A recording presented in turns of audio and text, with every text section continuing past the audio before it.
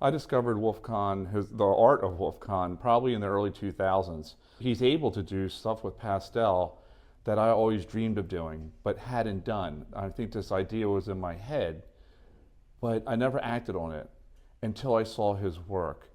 What really struck me and how I tried to incorporate his work into mine, I'm not copying of course, but I was so used to doing everything in detail, very, being fussy, rendering the painting, and what he was able to do with his work was, it's like a combination of traditional and abstract, which is something I like. He was able to showcase the essence of the object or essence of the scene. And when I say essence, he stripped away the detail and there was the form. So if you saw trees in autumn, we all see how they're different colors and are different shades.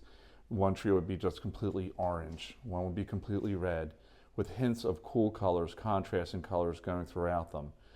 So his work just captivated me in the way he was using his pastels, because I'm a pastel artist, and I wanted to explore that. I wanted to explore stripping away the details of the landscape. Most of my work is very atmospheric, it's very kind of moody, it's quiet, and I wanted to take it to the next edge. I wanted to start incorporating colors into it, and again, the big thing was stripping away the detail. So everything I paint to this day, I think of Wolf Kahn, and I find my work being so much inspired by him. You can see a little bit in everything I do. So when trying to think of artists that I wanted to pay a homage to, I have some greats that I always liked, and like George O'Keeffe and Warhol. I like all the abstract artists. I also like a lot of traditional artists, but Wolf Kahn spoke to me the most. Yeah, so I'm used to doing all my work consistent of like explosions of color, and I've always been known for that. But I also was always attracted to more monochromatic works too, which I was kind of afraid to do. I didn't think they would have the pizzazz that my other work has. And so I wanted to incorporate like this technique of stripping away the detail, but also creating more of like a darker mood, something that wasn't as bright and cheery, but also something that could be more contemplative in what you were seeing.